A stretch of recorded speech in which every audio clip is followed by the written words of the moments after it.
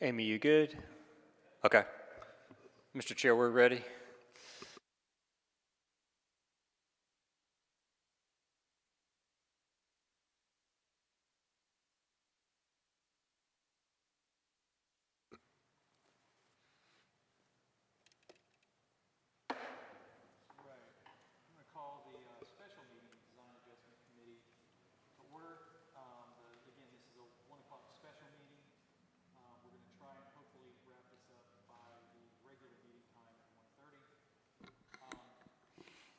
Chairman Gordon, is your microphone on? Yes. Okay. I have to read the introduction before we can get started.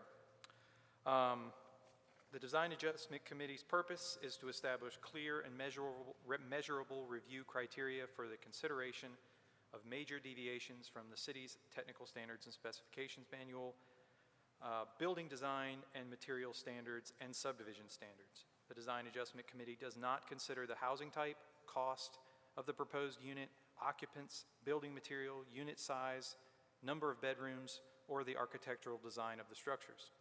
These hearings are quasi-judicial evidentiary hearings. That means it's like a court hearing, and the committee's decisions are constrained by the standards in the ordinance and based upon the facts presented. All variance requests require a 4/5 vote of the committee to grant the variance. Appeals of the committee decisions are to the Board of Adjustment. A written notice of appeal must be filed to the city clerk within 30 days of the Design Adjustment Committee's decision. Appeals are set for hearing before the Board of Adjustment within 30 days or as soon thereafter as practicable. The parties to these cases are entitled to an impartial board. If a board member has a fixed opinion on the matter, a financial interest in the outcome, a close relationship with the affected person, or has had any ex parte communication about the matter, please disclose that information to determine if a recusal is necessary. City staff will introduce the proposed project to the committee, and the committee members may ask questions. The applicant may present additional information about the project, and the members may ask questions. If anyone wishes to provide evidence at today's hearing, witnesses must sign in on the clipboard at the back of the room and be sworn in. Because witnesses are to provide sworn testimony, please focus on the facts and standards, not personal preference or opinion. When a witness comes forward to give testimony, please come to the podium, state your name and address for the record, and speak clearly. If I could have all staff, applicants, and members of the public who wish to speak this afternoon to please stand up and raise your right hand. Do you swear that the testimony you're about to give is the truth, the whole truth, and nothing but the truth? Thank you. Staff have a presentation. Mr. Chairman, I just wanted to mention that I'm aware of this development, not of these, just they came through the MPO pursuing a potential waiver of a TIA or communications about a TIA, so I'm aware of this site, but nothing as it pertains to the request being made today. Just wanted to put that on the record. I don't feel like I would have any conflicting opinion one way or another. Thanks for disclosing that. So I just check with the applicant. Is that satisfactory to the applicant to proceed? Okay, thank you. Thank you much, Mr. Chair. The vacant site includes approximately 20.87 acres and is zoned IND, which is general industry. The applicant proposes a 289,000 square foot warehouse distribution facility. A 60-foot private access easement is located off Vance Street along the northern property line that allows for a connection to the J.C. Rose Center, which is a public school. The proposed plan includes 2 new driveways on Raleigh Street and 1 restricted driveway connection to Vance.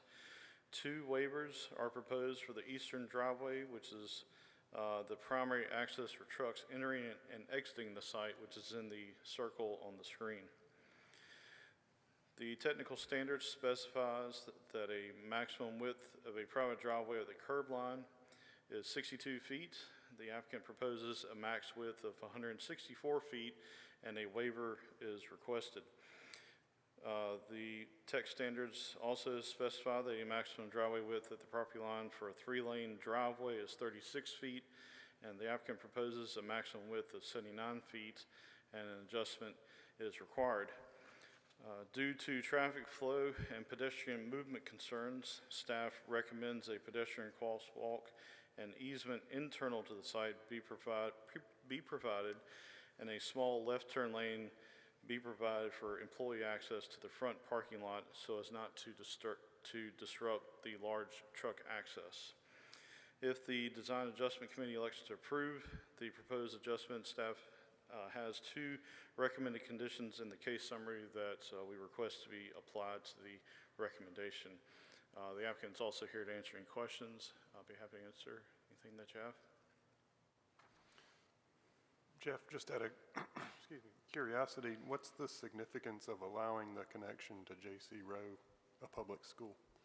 There's an existing public easement in the rear already, and the applicant is maintaining that easement. I didn't know what the significance of connecting to a public school was.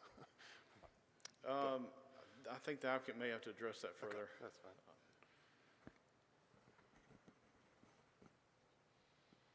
Thank you much. That's it? Thank you. Any questions?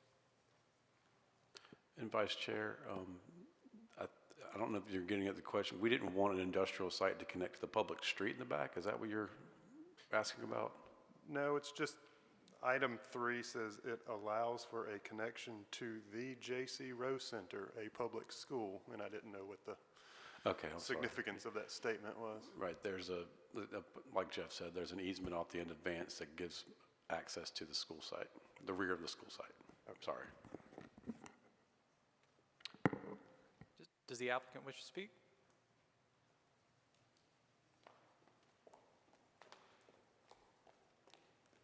Sorry, I have to pull this down significantly shorter than Mr. Walton. Good afternoon. My name is Maggie Bennington. I'm an attorney with Lee Case. We are here on behalf of the applicant this afternoon who submitted their application on August 22nd of 2022. As staff indicated, we are here requesting a deviation from technical standards. Applicant is requesting an increase in the minimum driveway width at the edge of the roadway pavement, as well as an increase in the minimum driveway width at the property line. At this time, I would like to enter into evidence the staff report and both applicant applications. I would also like to introduce Jeremy Blair with Paramount, who is going to take you through the technical presentation. It's not my bag, so I'm going to let him do that. Jeremy, if you want to. And I will ask if you would just state your, I know you have to state your name and address, but if you'd also enter your credentials into the record. Good afternoon. It's Jeremy Blair, professional engineer with Paramount Engineering, representing the applicant. If you appreciate everyone's time this afternoon, I'll be brief, but want to show you a few slides to demonstrate the technical nature of the request. As Jeff said earlier, this is the site plan generally showing the primary drive on Raleigh Street that's in question today. Real quick to address the Vance Street, there's an existing driveway as Vance, or an existing street that comes through an access easement to serve that J.C. Rowe Center, and we're leaving that in place, preserving it for continued use. We do have a driveway connection to that as part of our overall TRC plan. We've worked through a lot of details of that with staff. And it will be gated and have, but provides continual access to the school. Real quickly on the figures, the one on the left shows what a standard city ramp style driveway would look like with the WB 67 template movements, and you can see with the red lines there that these would run off the edge of pavement, and what we're hoping today to show is this is purely just a geometry exercise in order to maintain opposing movements by large trucks at a distribution center and avoid stacking on Raleigh Street or any other congestion. On the right, we're showing our proposed dimensions, and again, showing these templates moving past each other without conflict and without any sort of stacking. Staff did recommend conditions to the approval, and we've updated the plan to show those conditions. You can see a blow-up version on the right. We've got the sidewalk coming interior to the site in a public access, pedestrian access easement with a crosswalk, safety zone, and a dedicated left turn into the proposed parking area at the front for employees. Real quickly, as another matter of this request, after our initial application to DAC, we had some additional conversation and collaboration with city staff and discussed considering a third driveway option to completely separate employee and truck traffic. We feel like this is an option that could ultimately be safer and more beneficial, but totally subject to TRC approval. But we wanted to introduce that today as an alternative, potentially to have another condition put on your approval such that it could be an either or. If TRC approval could be granted for this condition versus the leftover left turn lane, we feel like that this could ultimately resolve the issue as well, and be a safer situation. This is a blow-up of that showing, and I'll give a brief commentary.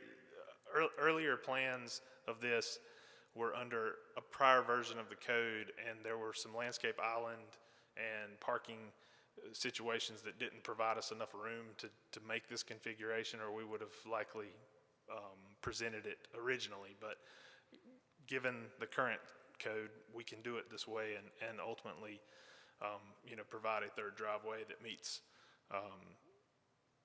the technical standards. Real quick, similar installations, again, I'd said before, we want to demonstrate that this is a very standard geometry exercise for large industrial distribution facilities. The same applicant or same project as the applicant is doing in Phoenix has got similar driveway, 40 feet wide versus 45, but 50-foot radiuses and much wider at the edge of pavement connection. Here's an example of Granger Supply on Coville Avenue. So in the city example, it's only 28 feet wide at the property line versus the 45 that we need for opposing trucks, but still shows a standard 45 to 50-foot radius turn for large truck traffic, and then a much wider width at the connection. Finally, another similar installation is a large distribution facility at Pender Commerce Park, just north, and has a very similar layout with 50-foot radius, much wider at the connection and wider at the property line. And as mentioned, I would keep it brief. Happy to answer any questions that you all may have. Any questions for Jeremy? You have a question about the connection of Vance Street. What was the rationale behind, so it comes down and then kind of just jogs off towards the school? I'm wondering how come that road didn't just come straight down to Raleigh Street? Right, so up there. Yeah. So, there currently is a gated, closed off, like driveway that, or some version of asphalt that connects Vance Street to Raleigh Street, but it's all, the property's owned by the State Ports Authority, and it's closed off, gated. So the only access is from Vance Street to the school. And the development of this project is not intending to open up public access to the private secure compound. You know, this will be a secure distribution facility, so there's not an intention to build that road through. But there's an intention to maintain that access to the school. So, and I don't want to interrupt you, but just if I can for a second. So the school needs that easement. That is the only, it's over our property for the benefit of the school. That is the only access that they have to the back of their property. So it was not it's something that they have to be able to access the back of the school. If that Thank you. helps at all. I noticed in the report, it says restricted access connections to Vance Street. Approximately where on this, or is there a call out on what we're looking at here that shows where that access will be restricted? Is there a pointer way to? I think I see a dimension right there, yeah. So, yeah, right where you're pointing, there will be a proposed gate there. It'll ultimately be open during normal business hours, and it will have keypad access for authorized personnel. So it will not, and it'll be, you know, activated for emergency vehicles and all that. So the restricted access piece is just to say that it's not wide open for public access through the site all the time. But the school will be able to use But Vance to Worth The school will have unimpeded. unrestricted access the same as it does right now. It's a little confusing being an easement and it's shown on your property, but yeah. I guess it's not a public right-of-way, it's just an easement. All right. So it looks like a roadway when you're looking at Google, you know? So, Right. okay. That clears that up for me. Thank you. Your questions for Jeremy?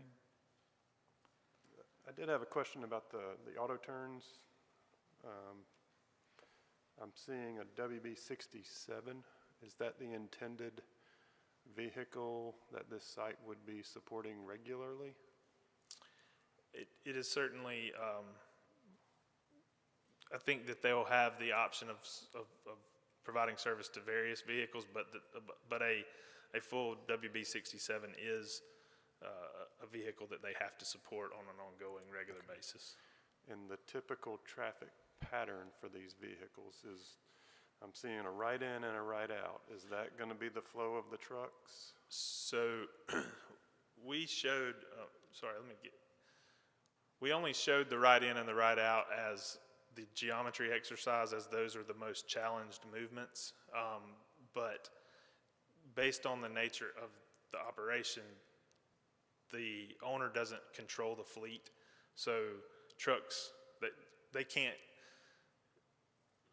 dictate that a truck has to come from River Road or has to come from Carolina Beach Road or has to exit and go either way. So the opportunity for an open fleet, non-controlled fleet truck to go either way is always going to be part of the mix. Got plan for the worst. Okay. Yes, correct. So, But in terms of the demonstration here, we just showed the worst geometry. So they could go left or right. I understand the need for the wider driveway and the wider radius, larger radius, and the larger driveway at the edge of asphalt. My concern is that exiting vehicle to the right is going to be impeding, it's going to be traveling in the oncoming lanes of Raleigh Street.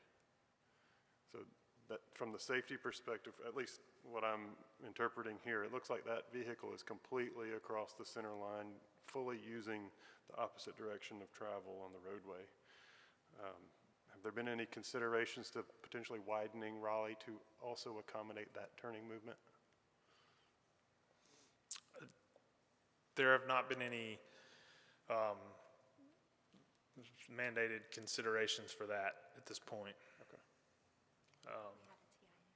Yeah, I mean, there was a study submitted through MPO that, considered the movements and the traffic generation, and I'd like to let that study and its approval stand on its own, not part of this request. I would just, yeah, okay. personally, I would think if we're going to request a variance, you know, for a wider driveway, maybe making one that would not produce that situation also would be something that surely I think we would hope for. But anyway, okay, I'll take your point of, there's a study depicting the truck traffic and travel and directions of travel and turning movements, and that's going to stand on its own? Okay.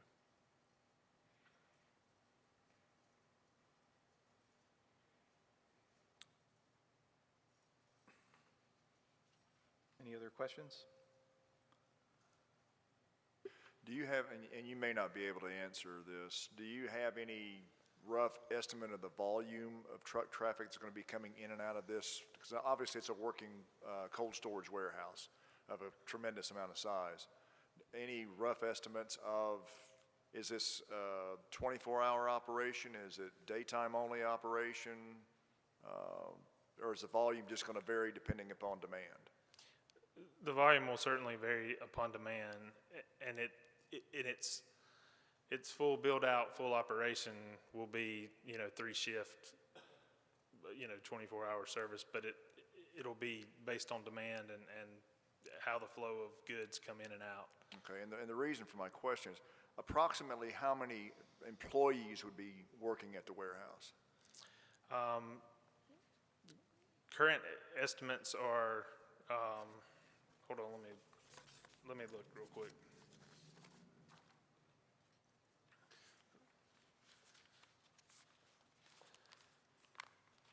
On the site plan, it says 46 AM entering trips. I don't know how that relates to employee trips, but. Well, I guess the basis of my reason, you don't have to get that technical about it, is that you'd shown on this, I don't know if it was a recommendation by TRC as a separate entrance of employees to the parking area. From a safety standpoint, how would this be with employees trying to enter in the same area when you've got heavy truckloads going in and out from a safety standpoint? Well, I think there's two ideas that have been, discussed here. One, by recommendation of the staff, is that we would introduce the left turn lane such that employee traffic, in the event that employees were entering or exiting the site at a time when, trucks were also using that driveway, there would be an opportunity for them to get over and use that lane without being in conflict with a truck. The other condition that I have introduced here in the presentation is the idea for this totally separate dedicated driveway, which, should the committee decide to approve this with the condition of allowing that based on TRC approval, we would consider introducing this into our TRC plan and carrying it forward to final approval.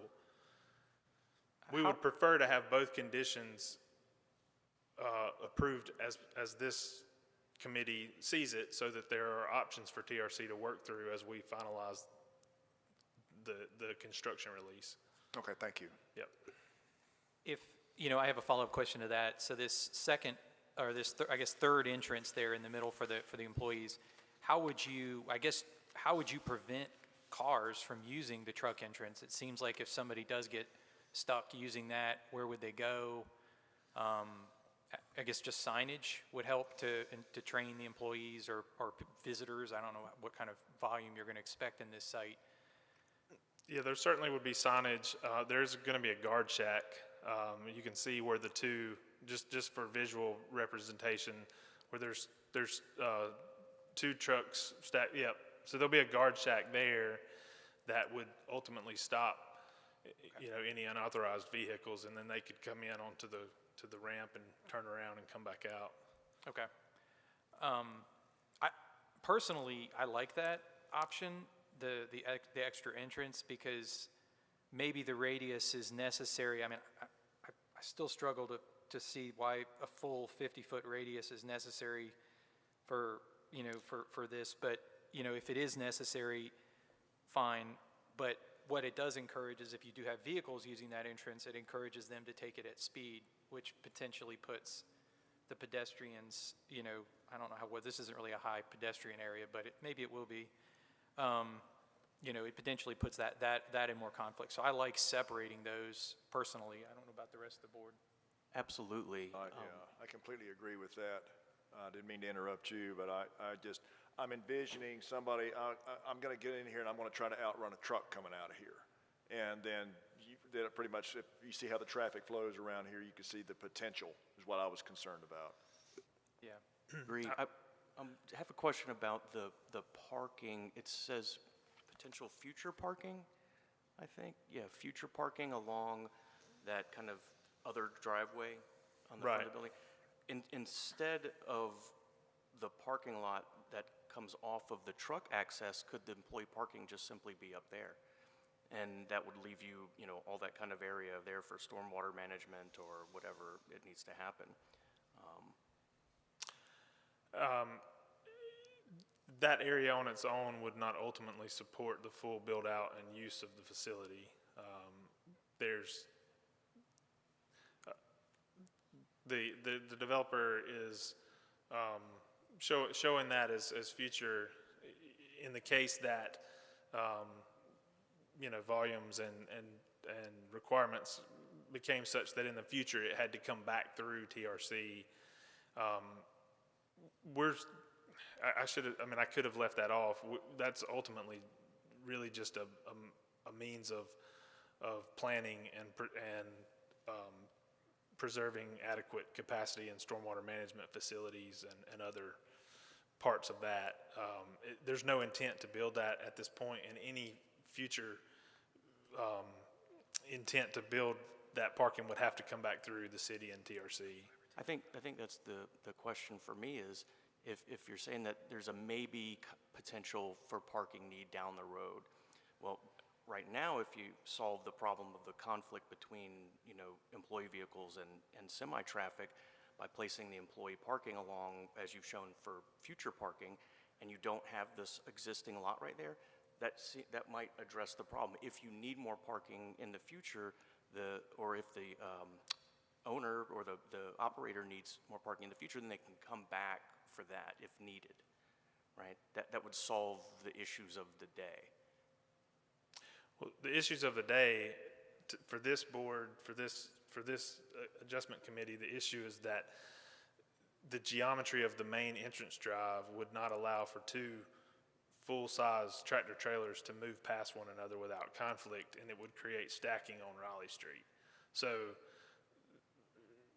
current parking, future parking, anything to do with that is not really relevant to the request in front of the board today. But it is relevant because we're looking at the entire site circulation and making a judgment call on the safety, you know, among many other things that we're talking about, how the vehicles come in and out. So it's absolutely relevant to this conversation, right? So if it's decided like it's fine, I mean, you showed some good examples of a wider radius at some of the turns around town. I think that could work quite well. I think the issue that you're hearing, at least if I'm interpreting it correctly, is that there are major concerns with the sharing of that driveway, no matter how wide it is, right? So that would be a potential way to solve that issue.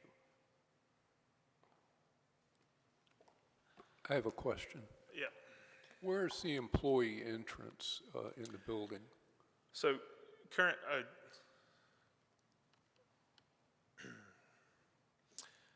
the employee entrance, this is set up for ultimately for three tenants. So if you see the bump out pod on the plan left of the big building, that's office and employee entrance. In the back of the building to the far right that's mirrored, that's a similar employee entrance. And then in a full build-out multi-tenant situation, there would be an opportunity for a similar entrance in the center where that, in between the truck docks there. Jeremy, I have a Follow-up question. That entrance on the west side, the one on the west of the building, I guess, plan north, that's not generally going to be used for trucks, or is it? Plan North will not be used for trucks. Okay, but the reason that you didn't connect that entrance with the employee parking lot, and maybe this speaks to what Chad was talking about, is because, isn't there a setback on the north side that you can't push the building any further to the north? There's two restrictions on the north. There's a setback where you can't push the building, and you can't, tractor trailer traffic is not allowed to be within 200 feet of the northern property line. So there will be no truck traffic beyond the truck court or ramp area in the loading dock. So that northern drive provides access for employees to access the rear parking area without having to travel through the loading area. And maybe I've misunderstood Chad's questioning before, but yes, that parking area in the rear would serve a tenant that occupied the space in the back, and they would be able to access it by the northern drive off of Raleigh Street, around the J.C. Rowe entrance, and be able to make that access without having to come in conflict with truck operations at the back. And would they be restricted from the truck driveway? I mean, it looks like it connects, so what would stop somebody from trying to come in and go out there would be the concern. Well, they'd be restricted similarly to the extent that, a truck or any car would come in and try to use it from either side. The connection is there for emergency vehicle circulation. Would the guard gate have something to do with it possibly? Right, Okay. yes. Even on an exiting personal vehicle, hey, you can't go this way, turn around, sorry. Right. Okay.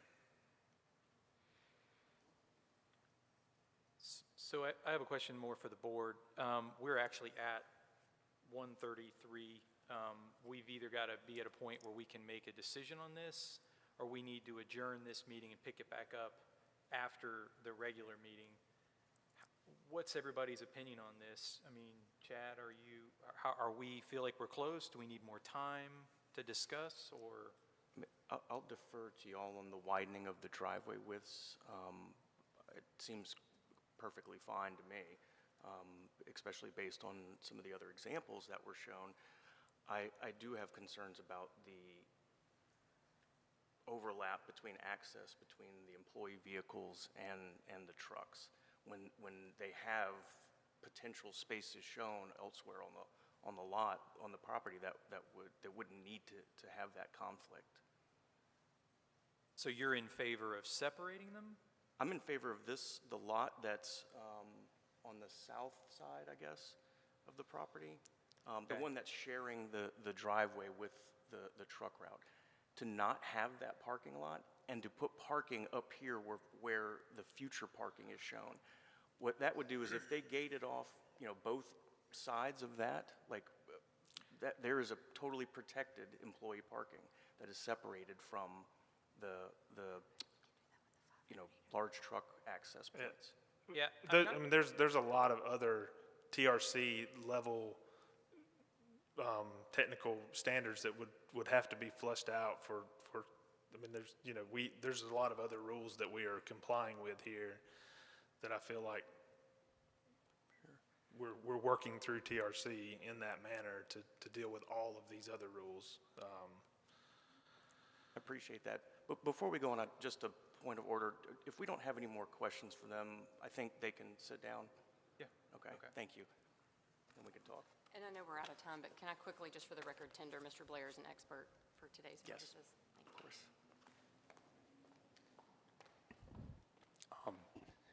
Mr. Chair, it's in your discretion. I may recommend that we go ahead and briefly have the public comment section for this, just in case there were folks here that were waiting on that. I don't know that there were any, but in that way, if we need to pick it back up, that part will be complete. Certainly. Okay. On that, we'll open the public hearing for this project. Is there any members of the public who wish to speak? All right, seeing none, I will close the public hearing. What's the thoughts of the board here? Commission? Anything? I'd say plow forward. I'd say let's go for it. Yeah. All right, well, I think we're just going to continue on. I think we're pretty close. My personal opinion, as long as they separate the regular parking lot from the truck entrance, I think that solves a lot of my concerns, so that would be my recommendation.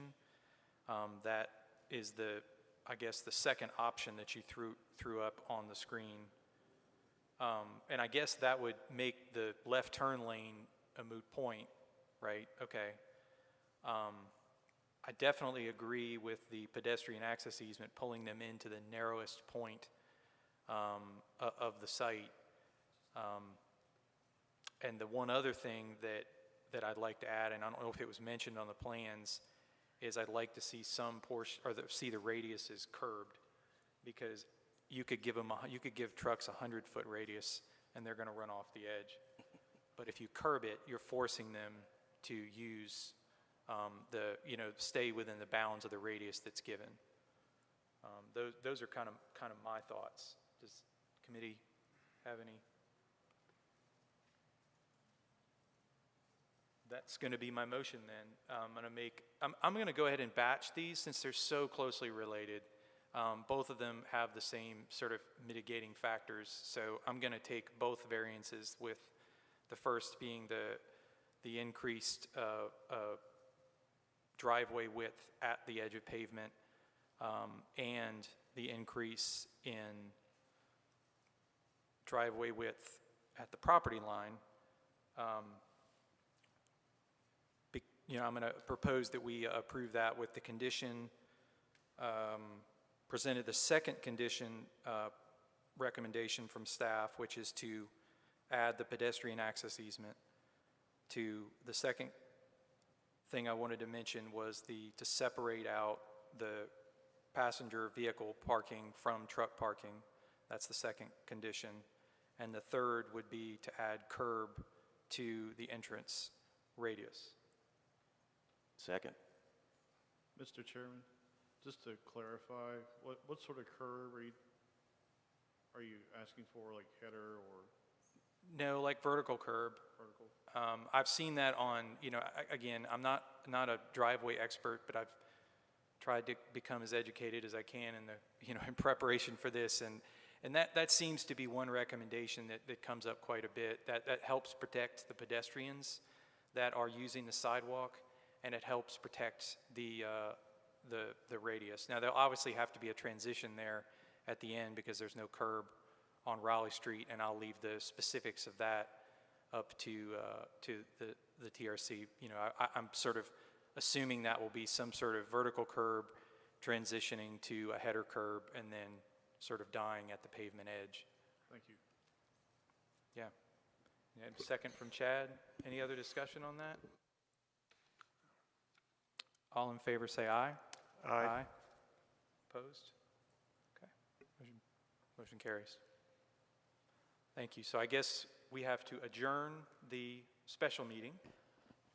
Yes, sir, that's correct. And then I think we need to take a 5-minute recess to reset the system, and then we can start the regular meeting. All right, we'll do that. Thank you. The meeting adjourned.